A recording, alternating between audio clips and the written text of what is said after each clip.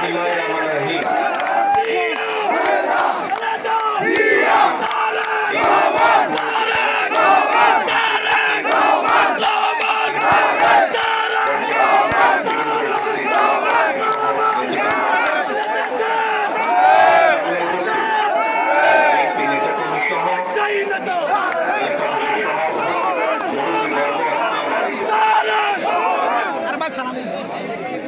আজকে আমাদের এখানে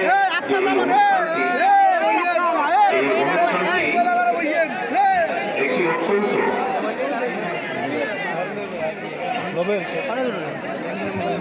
বেদনাদায়ক একটি অনুষ্ঠান। আজকে বহু বছর পরে এখানে কয়েকজন বক্তা উল্লেখ করেছেন যে ফেনী, বহু বছর পরে এই ফেনীতে মানুষের সাথে আমার কথা বলার সুযোগ হয়েছে। ফেনীর সাথে স্বাভাবিকভাবেই আমার একটি আত্মিক সম্পর্ক রয়েছে। একটি আনন্দের ফেনীতে আসা মানে স্বাভাবিকভাবে আমার জন্য একটি আনন্দের বিষয়। আপনজনের কাছে আসছে,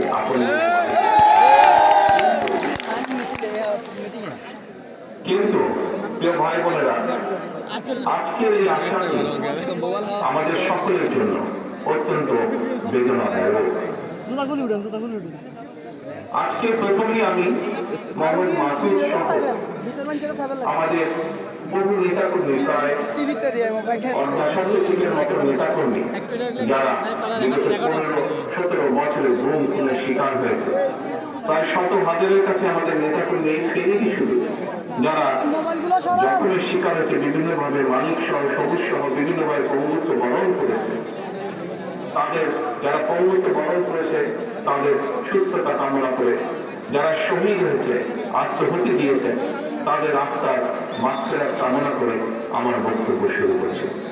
প্রিয় ভাই বোনেরা, আজকে আপনাদের যে হাজার হাজার মানুষ এখানে উপস্থিত আছে, আপনাদের সকলের সামনে আজকে আমাদের মাসুদের পরিবারের কাছে একটি বাড়ি আমরা হস্তান্তর করছি। আজকে শুধু মাসুদই নয়, আজকে শহীদুল বলেন, মানিক বলেন, সবুজ বলেন, এরকম বহু আমাদের সহকর্মীদেরকে শুধু ফেনী নয়, সমগ্র বাংলাদেশে বহু আমাদের সহকর্মীদেরকে আমরা হারিয়েছি। আমাদের হাজারো লক্ষ সহকর্মীরা বিভিন্নভাবে পঙ্গুত্ব বরণ করেছে। এই যে মানুষগুলো যে ত্যাগ স্বীকার করেছে, কেন তারা এই ত্যাগ স্বীকার করেছে?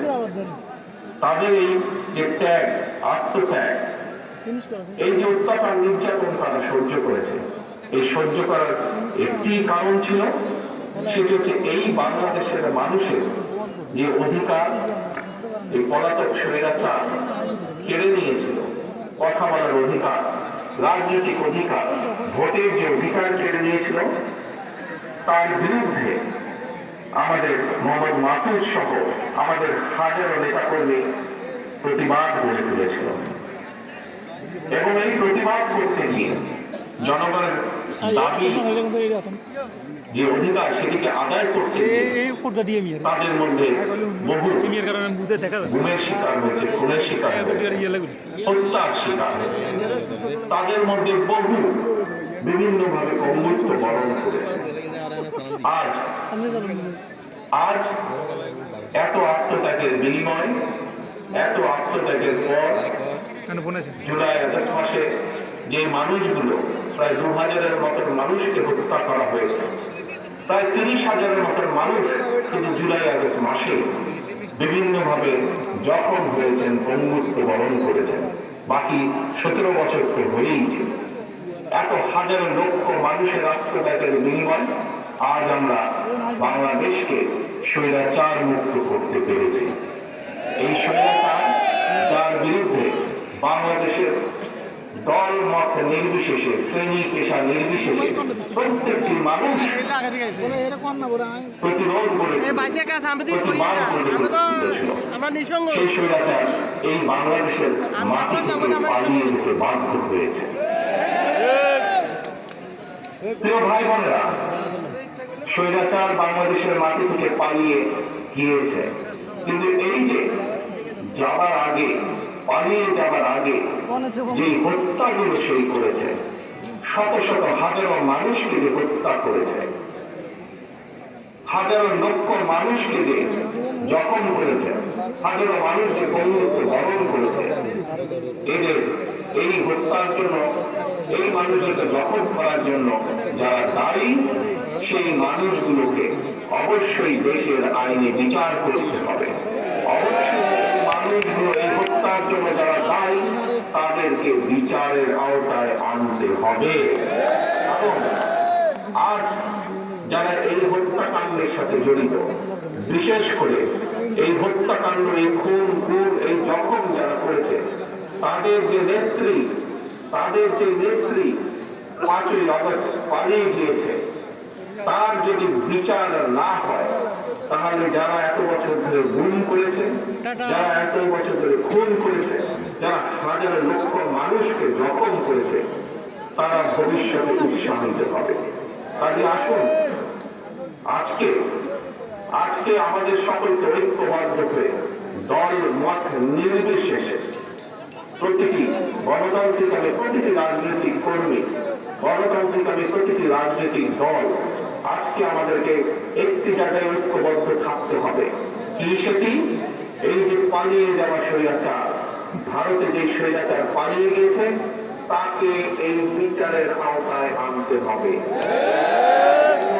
এই খুনগুলোর জন্য, এই জখমের জন্য হাজারো মানুষকে খুন করেছে, তার জন্য তার বিচার করতে হবে। তাকে কোনোভাবেই ছেড়ে দেওয়া যাবে না। এই পালিয়ে যাওয়া স্বৈরাচারের তার বিচার করতে হবে। আজকে আমরা দেখেছি মাসুদের কন্যা তার বিচার চেয়েছে আজকে এই হাজারো মানুষের সামনে। আপনাদের সকলের কাছে আমার জিজ্ঞাসা, এই যে মাসুদের কন্যা তার পিতার বিচার চেয়েছে, আমরা কি পারবো না তার বিচার করার জন্য, বিচারকে নিশ্চিত করার জন্য? হাজারো যারা মাসুদ সারা বাংলাদেশে যারা গুম হয়েছে, খুন হয়েছে, হত্যার শিকার হয়েছে, সবার বিচার আমাদেরকে নিশ্চিত করতে হবে। আপনারা কি এই ব্যাপারে একমত? সবাই বিচার করার জন্য একমত? আমরা বাংলাদেশের মাটিতে এই হত্যাকারীদের বিচার করব। তবে প্রিয় ভাই বোনেরা, এখানে আরেকটি বিষয় আছে। সময় কম, একটু করে মাগরিবের আযান দিবে। আজ মাসুদ সহ হাজারো মানুষ যারা দেশের মানুষের অধিকারকে প্রতিষ্ঠিত করার জন্য নিজের জীবনকে উৎসর্গ করেছে, যারা চেয়েছিল বাংলাদেশে মানুষের অধিকার প্রতিষ্ঠিত হোক, সেটি রাজনৈতিক অধিকার হোক এবং সেটি অর্থনৈতিক অধিকার হোক, অর্থাৎ এই দেশের মানুষ যাতে সঠিকভাবে শিক্ষা পায়, এই দেশের মানুষ যাতে সঠিকভাবে চিকিৎসার সেবা পায়, এই দেশের মানুষ যাতে বিচারালয়ে সঠিকভাবে বিচার পায়, এই দেশের সন্তানেরা, এই দেশের যুবকেরা যাতে যখন কর্মসংস্থানের বিষয়ে আসবে, সময় আসবে, তখন যাতে তারা যাতে সঠিকভাবে কর্মসংস্থানের ব্যবস্থা করতে পারে, মানুষ যাতে রাস্তাঘাটে নিরাপদে চলতে পারে, মানুষ যাতে অ্যাক্সিডেন্টে, এই যে হর হামেশা অ্যাক্সিডেন্টে বাসে ট্রাকে করে বহু মানুষ মারা গেছে, এটি যাতে প্রতিরোধ হয়। সর্বোপরি আসল যেই কথাটি, বাংলাদেশের মানুষ যেভাবে বাংলাদেশকে প্রত্যাশা করে, যেখানে আইনের শাসন থাকবে, যেখানে মানুষের কথা বলার অধিকার থাকবে, স্বাধীনতা থাকবে, যেখানে মানুষের স্বাধীনতা থাকবে নিজের মত প্রকাশে, এইরকম একটি বাংলাদেশের মানুষের প্রত্যাশা করেছে। শুধু যে বিগত 15 বছরে যারা গুম হয়েছে, খুন হচ্ছে তারাই, শুধু যে জুলাই আগস্ট মাসে যে মানুষগুলো নিজের জীবন আত্মহত্যা দিয়েছেন শুধু তারাই না, 1971 সালে যারা জীবন বাজি রেখে যুদ্ধ করে দেশ স্বাধীন করেছেন, সেই মুক্তিযোদ্ধা সহ গণতন্ত্র রক্ষার যে মুক্তিযোদ্ধা তারা, এবং জুলাই আগস্ট মাসে যারা মুক্তিযোদ্ধা যারা শহীদ হয়েছে তারা সহ প্রতিটা মানুষ, আমরা চাই বাংলাদেশ এমন একটি দেশ হিসাবে আস্তে আস্তে ভবিষ্যতের দিকে হোক, যে দেশে মানুষের অধিকার থাকবে, যে দেশে মানুষ তার মত প্রকাশ করার স্বাধীনতা থাকবে, যে দেশের মানুষের নিরাপত্তা থাকবে, আইনের শাসন থাকবে, এরকম একটি বাংলাদেশের প্রত্যাশা মানুষের কাছে। আসুন, আজকে আমাদেরকে যদি মাসুদ সহ হাজারো মানুষ যারা শহীদ হয়েছে তাদের আত্মার যদি মর্যাদা দিতে হয়, তাদের এই আত্মহুতির যদি মর্যাদা দিতে হয়, তাহলে এখন সময় এসেছে সামনের দিকে আমাদেরকে বাংলাদেশকে গড়ে তুলতে হবে। যারা শহীদ হয়েছে তারা যে কারণে জীবন আত্মহুতি দিয়েছে, তাদের সেই প্রত্যাশা অনুযায়ী আমরা যারা আজ পেছনে রয়ে গিয়েছি, আমাদের সকলকে ঐক্যবদ্ধভাবে বাংলাদেশকে আজকে গড়ে তুলতে হবে। সেই বাংলাদেশকে, যেই বাংলাদেশের আশা আকাঙ্ক্ষা করেছিল মাসুদেরা, সেই বাংলাদেশকে, যেই বাংলাদেশকে আপনারা সহ কোটি কোটি মানুষ আজ প্রত্যাশা করে, সেই বাংলাদেশকে আমাদের গড়ে তুলতে হবে।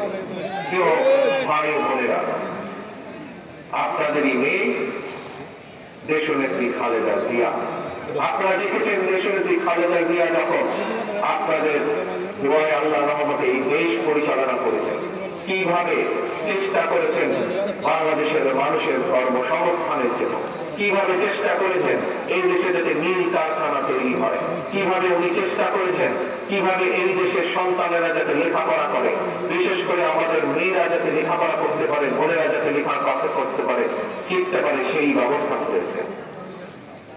প্রিয় ভাই বোনেরা, আপনারা দেখেছেন বিএনপির নেতৃত্বে শহীদ রাষ্ট্রপতি জিয়াউর রহমান যখন দেশ পরিচালনা করেছেন, আপনারা দেখেছেন কিভাবে দেশে খাল খননের মাধ্যমে এই দেশে কিভাবে খাদ্য উৎপাদন বৃদ্ধি করা হয়েছিল, কিভাবে দেখেছেন এই দেশে কলকারখানা তৈরি করা হয়েছিল, এই দেশে বহুদলীয় গণতন্ত্রকে প্রতিষ্ঠিত করা হয়েছিল।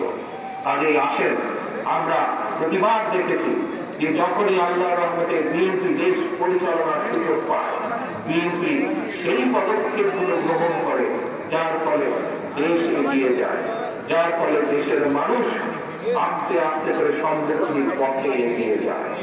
প্রিয় ভাই বোনেরা, আগামী দিনে যাতে বাংলাদেশ আবার বাংলাদেশের মানুষের প্রত্যাশা অনুযায়ী ধীরে ধীরে সামনের দিকে সমৃদ্ধির পথে এগিয়ে যেতে পারে, সেই জন্য আমরা 31 দফা বাস্তবায়নের প্রতিশ্রুতি দিয়েছি বাংলাদেশের মানুষের কাছে।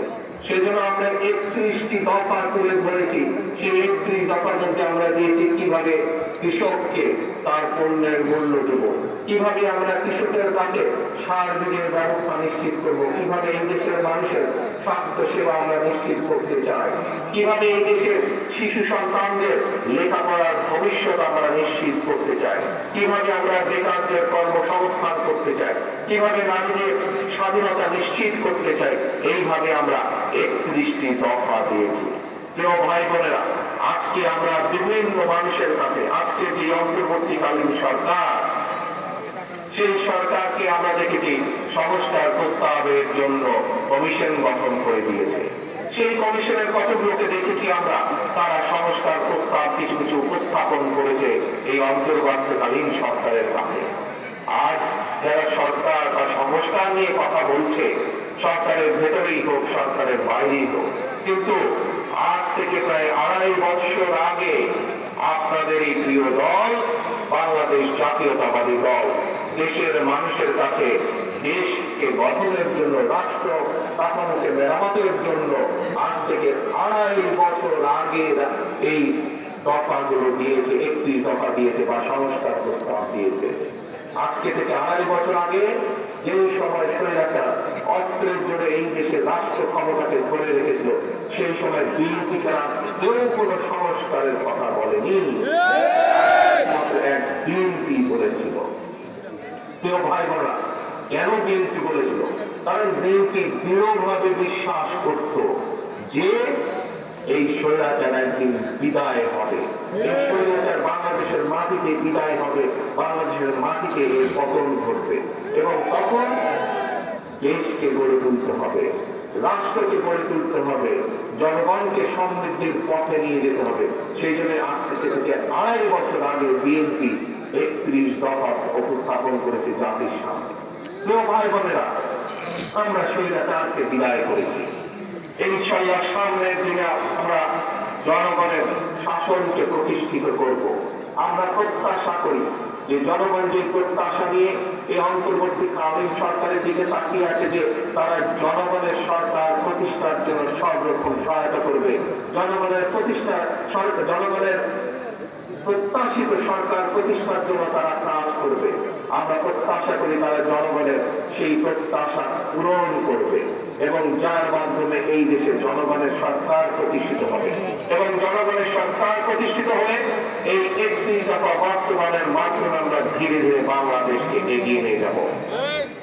তবে এখানে একটি কথা বলি, আমরা খেয়াল করছি কিছু কিছু মানুষ সংস্কার সংস্কার সংস্কার কথা বলে সব রকমের প্রক্রিয়াকে দীর্ঘায়িত করছে। পরিষ্কার ভাবে আজ আমি হাজারো মানুষের সামনে একটি কথা তুলে ধরতে চাই। আজ আমাদেরকে দেখতে হবে সংস্কার সংস্কার করে এটি কি কোনো ষড়যন্ত্র কিনা। যদি সংস্কার করে এই বিষয়টিকে যদি দীর্ঘায়িত করা হয় তাহলে দেশের সমস্যা বাড়বে। আমাদের যে হারে দ্রব্য মূল্যের ঊর্ধ্বগতি হচ্ছে, যে হারে বেকার সমস্যা হচ্ছে, যে হারে শিক্ষা ব্যবস্থা ভেঙে পড়ছে, যে হারে আইন শৃঙ্খলা ব্যবস্থা ভেঙে পড়ছে, যদি এই সব কিছুকে আবার জনগণের প্রত্যাশা অনুযায়ী গড়ে তুলতে হয়, যদি দ্রব্য মূল্যের ঊর্ধ্বগতির লাগাম টেনে ধরতে হয় তাহলে অবশ্যই জনগণের সেই সরকারকে প্রতিষ্ঠিত করতে হবে। যত দ্রুত আমরা জনগণের সরকারকে প্রতিষ্ঠিত করতে পারবো তত দ্রুত আমরা বাংলাদেশকে আমরা তত দ্রুত সমৃদ্ধির পথে নিয়ে যেতে সক্ষম হব।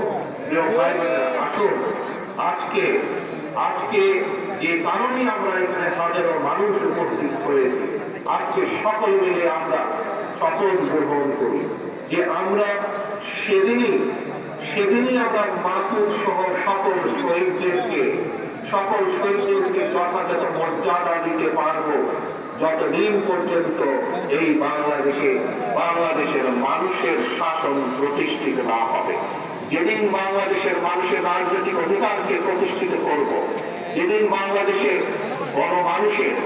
মানুষের সরকার প্রতিষ্ঠিত হবে, ভোটের মাধ্যমে দেশের মানুষের সরকার প্রতিষ্ঠিত হবে, সেদিনই আমরা মাসুদ সহ আমাদের হাজারো শহীদের সঠিক আমরা মর্যাদা প্রদান করতে পারবো। আসুন আমরা প্রতিজ্ঞা গ্রহণ করি, যতক্ষণ পর্যন্ত মাসুদের আত্মার সেই মর্যাদা আমরা প্রতিষ্ঠিত করতে না পারবো ততক্ষণ পর্যন্ত আমাদের সংগ্রাম, ততক্ষণ পর্যন্ত আমাদের আন্দোলন চলমান থাকবে। জনগণের শাসন যতদিন প্রতিষ্ঠিত না হতে পারে।